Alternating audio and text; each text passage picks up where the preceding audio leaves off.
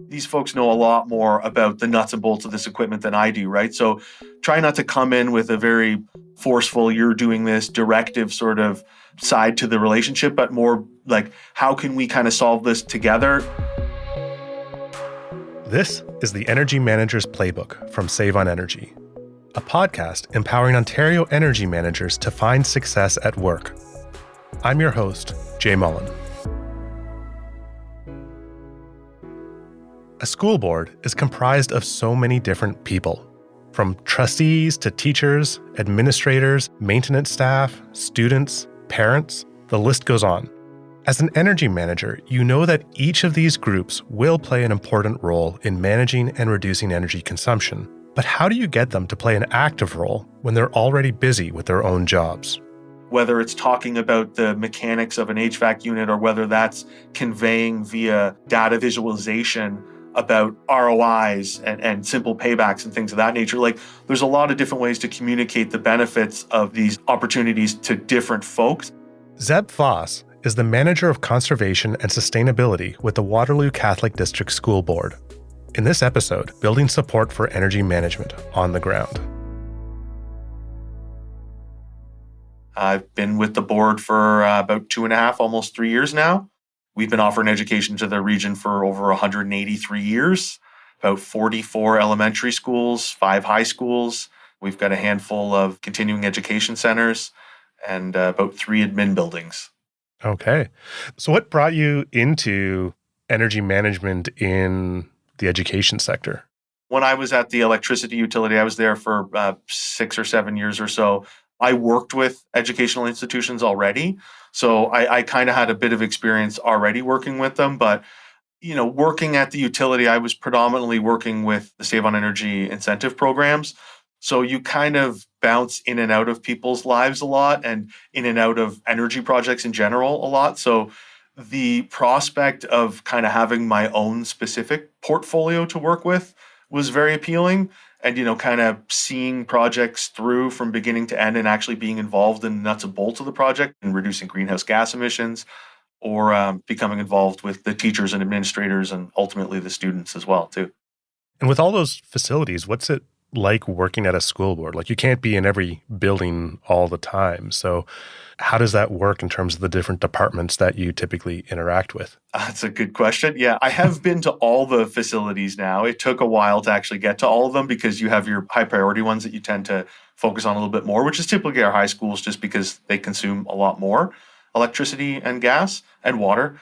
But yeah, I have to leverage a lot of our maintenance and operations staff because, well, even our maintenance staff, they're not necessarily in the schools every single day, like our HVAC techs, our electricians, our plumbers. Right. We have, a handful of each. We have 3 HVAC techs, which actually only recently became 2 for 57 buildings. So you can imagine how difficult that is for them. Wow. And then 3 plumbers, 2 electricians. So they're not necessarily even in there every single day too. But, leveraging our maintenance mechanics who are in there every day, our custodians are in there every day, and trying to develop that relationship where I can rely on them to provide feedback on identifying sort of opportunities here and there and, communicating with them remotely when I do identify things away from site. Right. When you first arrived at the school board, what kinds of energy management efforts were already underway? So when I started, it was kind of like 2022. So it was kind of, depending upon your perspective, amidst or towards the end of COVID. So there was funding available to upgrade ventilation for all public institutions. So a lot of HVAC upgrades had been completed. And then there was also kind of, I'll call it a pilot, a real-time water monitoring pilot. It was sort of between 6 and 10 schools or so. And it was with a local vendor. So we were one of the first businesses in general to kind of engage in this technology. We've since expanded that pilot to almost every single one of our facilities. And we also had building automation systems at nearly all of our schools. Okay. Going back probably 10, maybe 10 plus years. So that's a great energy management tool as well too. So. And what were some of the early opportunities that you saw to build on those efforts to further improve energy efficiency? So for me, the building automation system was probably first and foremost, just because it's a very kind of, I'd say, no to low cost opportunity to sort of optimize the building automation system. And My position was sort of unfilled for a few years. So the building automation system had kind of gone a little, I don't want to say unused, but underutilized, let's say. So just kind of working with scheduling, trying to ensure that we're working to only be fully using our systems when the schools are occupied, and trying to develop that high occupancy, low occupancy, no occupancy sort of scheduling. Is that something that you could just dive in and tackle on your own, or did that involve having to work with others in the facilities? So it was a lot of involvement with the actual vendors. We have 2 building automation system vendors across all of our schools. Anyone that's worked with BAS, it's like almost every system is different. There's no one size fits all for building automation. So just kind of getting very familiar, pointing out sort of anomalies with the system, and then sort of engaging our maintenance department to whether it's put in work orders to get things fixed or upgraded, working with our HVAC techs and electricians to ensure it's not a mechanical issue. You got to kind of determine, is it on the automation side? Is it on the mechanical side? We have a lot of community use across our schools. That happens almost every evening into the weekends across most of our schools. So, it's not just like we're working with a school day and can kind of shut everything down afterwards. Right. So, yeah, understanding all those nuances. So, that sort of involved working with our community use team as well, right? And then our administrators, our teachers, who's staying late, who's doing after school programs. We have childcare at a lot of our schools. So a lot of different departments to engage to make sure that we're not proverbially turning out the lights for people when they're still in the school, and just making sure occupancy comfort is still top of mind. And you also mentioned that acting on some of these opportunities that you saw would mean interacting with or getting the involvement from the different groups within the school board. Like you said, maintenance and facility operations and others within the board. Was there strong buy-in and support, or was that something that needed to be addressed? It was a bit of a learning curve, I'll say. So it was better at some schools than others because there can be kind of a preconceived notion when you're coming at it from a standpoint of energy conservation, more so than efficiency, that you're going to turn down the heat, you're going to turn down the AC, and that's how you're going to save energy. So kind of really working with those unoccupied times and ensuring folks that, occupancy comfort is paramount. We don't intend to jeopardize that in any way. And then slowly integrating these projects and making everyone aware that they're being implemented and letting them know that I'm there to be contacted if there is any issues kind of alleviates a lot of that. So it's very much relationship building and just letting folks know that that's not our intention to jeopardize the occupancy comfort at all. It's really to save our board money, reduce our greenhouse gas emissions, and that's ultimately our goal. And how do you go about allaying the concerns of other groups, like the maintenance team, for example? A lot of that was, if you have a heating issue or a cooling issue, it obviously would be easiest to just crank everything on 24/7, not think about energy, and just, that's most likely going to fix the problem. So working with our maintenance staff to just strike a balance to very much leverage their expertise, because these folks know a lot more about the nuts and bolts of this equipment than I do, right? So try not to come in with a very forceful, you're doing this directive side to the relationship, but more, how can we kind of solve this together? Because we rate ourselves according to all the other boards in Ontario. So letting them know that that's kind of our goal, but I don't intend to achieve that while compromising your ability to provide that comfortable environment for staff and students. Mm-hmm. Do you have any examples of specific opportunities or projects where having that support or buy-in was really critical to the success of it? One that comes to mind is, so we have over 200 portables. Well, I should say we had over 200 portables when I started. Now we're over 250 portables, and there's going to be more added this summer. There's no community use in our portables. They're essentially the school day, and that's it. And then, everyone knows there's 2 months off in the summer. We have 2, maybe 3 weeks off the Christmas break and then March break. So I was thinking, how can we sort of ensure that these portables are not just going gangbusters for that ultimately adds up to 3 months of the year, right? Which is a significant percentage of the year. So I went in with our HVAC techs, our custodial staff, to understand exactly how these systems work. All of our portables have unit ventilators. And the first thing was understanding how exactly we schedule these unit ventilators. And I quickly found out that some of these older 90s ones, it's like a Atari level plug-in controller to actually be able to optimize the scheduling on these units. So it was getting our hands on a few of those units, putting those units in the hands of our HVAC techs, our maintenance mechanics who are in there regularly doing filter changes and maintenance upkeep and things of that nature, as well as our trades companies that are moving and energizing our portables. So it was essentially ringleading a large training session to get all of those stakeholders together. I know it can be a challenge bringing that many people together and asking for that level of effort and time. What approach did you take to get their support for that kind of undertaking? Going back to the working in the utility world, like dealing with the save on energy incentives, you deal with everyone from a building operator up to a CFO and everyone in between. So commercial versus institutional versus industrial, they speak very different languages, and you kind of need to be able to relate to whether it's talking about the mechanics of an HVAC unit or whether that's conveying via data visualization about ROIs and simple paybacks and things of that nature. Like there's a lot of different ways to communicate the benefits of these opportunities. Do you have an example of how you took the benefits that you saw in a project, but then translated it to a different group, whether that was maintenance or leadership, to get their buy-in and support or to see the value of them participating and lending their time and expertise? Yeah, absolutely. So I'll kind of use LED retrofit projects as an example because just the nature of them really reducing the ongoing maintenance. So there's obviously the side of the better light quality, which is going to improve the education atmosphere for our teachers and administrators and students. Then there's the obvious energy savings that's going to be much better for our bottom line and our utility costs.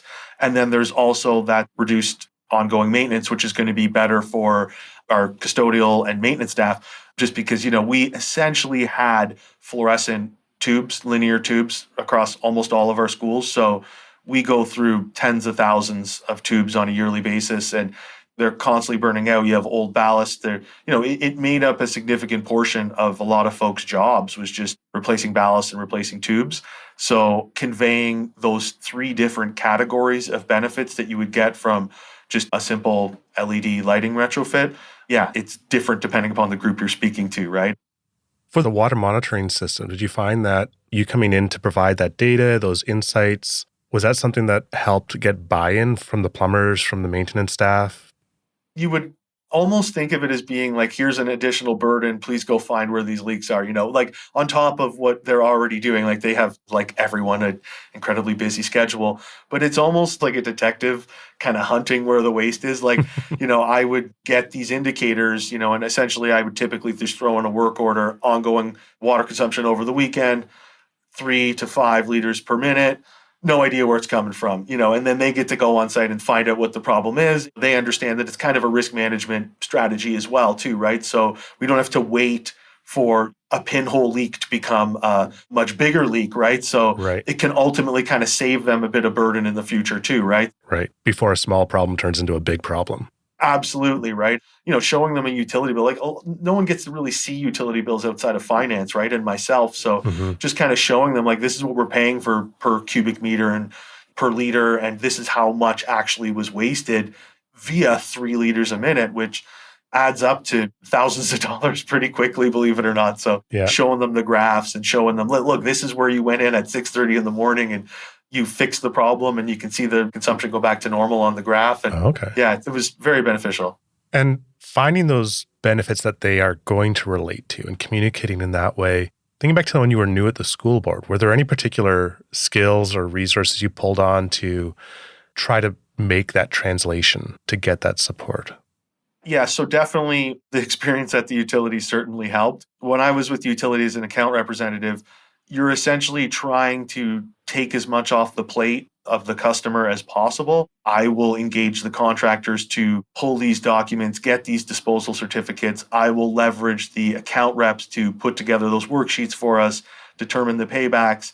And I will work with finance to process these incentive checks and really trying to not add anything to their already overloaded workload was a big part of it. And ultimately, that's led to sort of me becoming more involved in the actual design process. So I can, in some cases, take a bit of that load off of, say, our construction department, getting more involved in what lighting fixtures are we going to choose?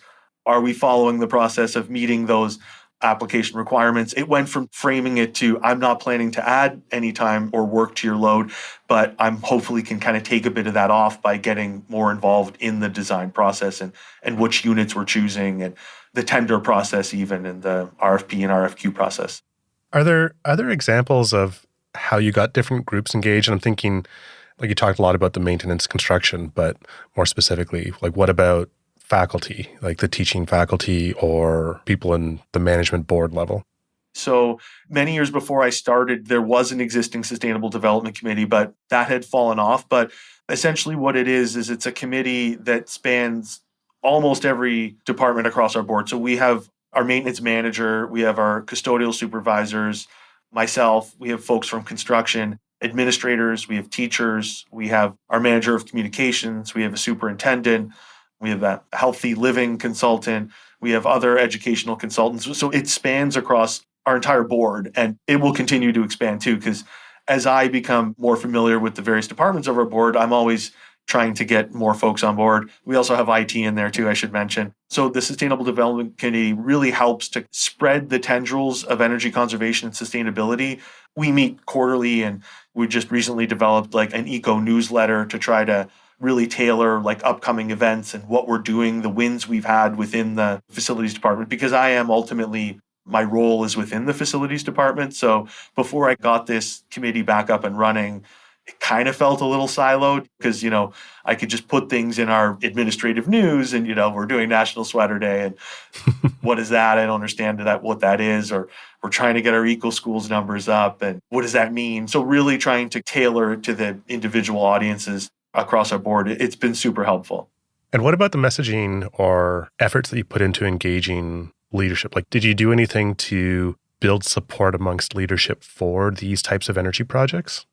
To be honest, like leadership at our executive committee level, they're all for all this stuff that I want to do. Like we spend a lot on utilities on a yearly basis. So if we can save 5% of our overall yearly utility expenditures, that's money that's going back into the collective pot and ultimately going towards our facilities and our education. So we have a lot of support at the high level. And then, a lot of the time, like I said, our administrators, our teachers, they're crazy overwhelmed. So usually it's me kind of getting into the school and having that kind of face-to-face interaction. That's where I get the most value and most bang for my buck.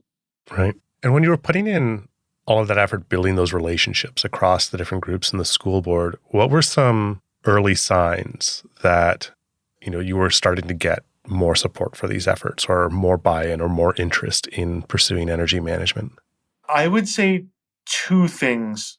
The first one was getting brought into the design process earlier and earlier and earlier. Because, initially it starts out with going to the construction department. Can you make me aware of what energy related projects we're doing this summer? So, just kind of getting that list of we're doing boiler upgrades at this school, we're doing package rooftop unit upgrades at these schools, and then me sort of getting those incentive applications in towards the end of the process to right at the beginning of this is the schools we're thinking about doing these upgrades, getting CC'd on those original communications with our designers and our engineers and being brought to the table to actually discuss the choices that we're making for these systems. That was a huge, huge win. And then on the other side, I would say establishing those good relationships with our maintenance and operations staff to the fact where folks are bringing opportunities to me completely unprompted. So I noticed that it seems like our systems are coming on at 6 a.m. or 5 a.m. or they're operating at 11 a.m. or, the lights are on seemingly 24/7. Like something as simple as someone who lives in the area of one of our schools driving past the school at 12:30 at night. Like I saw the lights on in that school. Do you have a sense of how much energy has been saved or some measurement of that? So we'll be reporting on the 2023-2024 fiscal year this year. So last year, we received an award from Sustainable Waterloo Region for the greatest greenhouse gas emissions reduction. So it was somewhere in the 7 to 8% reduction from the previous year. No, that's pretty significant year over year. Yeah. It is quite significant, yes. So we were pretty excited about that. And, it was, like I'd mentioned, I feel like because there was no one really paying attention to that building automation side of thing, there was a lot of kind of low-hanging fruit to just, I occasionally found the odd schedule that was 24/7. So like, let's just nip that in the bud. And then the fat gets a little more difficult to trim as you kind of identify those huge savings opportunities. But yeah, so I'm sure that 7 to 8% might be a little bit leaner this year because I'm just in the process of sort of combing over the data for last year right now. But I'm hoping there is at least another reduction. Right. Looking back at all that engagement effort that you put in across departments, what were the biggest lessons you learned about how to effectively get people involved? I can't say it enough. Our technicians know a lot more about this equipment than I do. And, just kind of coming like almost hat in hand, I need your help to understand how we can better optimize these systems. I've learned and I understand a lot about the high level concepts of energy conservation and energy efficiency. And, I'm not exactly a complete layman when it comes to how a refrigeration cycle works and how our systems operate, but their understanding is a lot better at the hands-on level. And really just having that open relationship to discuss these things and not come from a do this kind of standpoint. Right. Because I've seen some instances where the energy manager comes in and is like, all right, I need you to do this. And they sort of keep that whole process of identifying the opportunities and what the solution should be to themselves, or they tackle it on their own and then they just try to push it out. So I really like your take on it of, no, bring them in, use their expertise, like leverage them to be part of the solution development process. And thinking specifically about that engagement and that involvement across groups, what's next for you and the team at the board? Like, how are you looking to build on the success and continue to find new wins? We're a part of the Strategic Energy Management Program, and we're in a cohort with school boards, municipalities, property management groups, universities. So we get a lot of good collaborative opportunities to share what's worked and what hasn't worked for folks that are maybe further along in their energy management journey than we are. Having said that, our next priority is very much, as I alluded to earlier, real-time energy monitoring. We've got that pilot at our largest energy-consuming school, which we secured funding for through Green Economy Canada, which is excellent. And I'm hoping more funding streams like that become available to kind of just keep expanding that across our school, because the real-time water energy monitoring that we've had has been extremely useful. You think high water consumption and waste, you think giant leaks and all this very attractive stuff, but it's typically like stuck urinal handles and broken flushometers that you would never know because it's very subtle. But when you get that alert, you either put in a work order or give a call to the plumber. Listen, this is going on somewhere in that school. Maybe when it's quiet early in the morning, when you're there doing your rounds, you can keep an eye out, which again comes back to that sort of relationship building. I'm hoping to get that same benefit on the electricity and gas side. Making headway when it comes to energy efficiency and energy management, particularly in an organization as sprawling as a school board, requires a true group effort. One energy manager, or even a team of energy managers, can't possibly monitor what's happening across dozens of facilities. They just won't have the time to identify and implement energy-saving opportunities across all of that real estate. Bringing staff into the fold, getting their input, their support, and their participation becomes absolutely critical. Zeb was able to do all that by recognizing that buy-in from different groups would require a tailored approach. By understanding what mattered most to people in those roles, whether that was helping them catch small maintenance issues before they became big maintenance issues, taking administrative tasks off their plate, or showing how energy savings helped get more money into the classroom, Zeb was able to engage people in terms that resonated most with each individual. And most importantly, he did this in a way that valued their expertise and what they could bring to the table, treating them as true partners in this journey. By doing so, he managed to achieve incredible results and incredible savings. Thank you to Zeb Foss of the Waterloo Catholic District School Board. That's it for this episode. As always, I'd love to hear about what challenges and victories you've faced in your energy management career. You can email me, just find the address in the show notes to this episode. And while you're there, tap the link to the Save on Energy website. There, you can learn more on how to improve your energy management practices. If you're interested in learning more about Save on Energy's strategic energy management program that Zeb mentioned in this episode, you can find a link for that in the episode notes as well. I'm Jay Mullen, and this has been the Energy Manager's Playbook, a podcast from Save on Energy.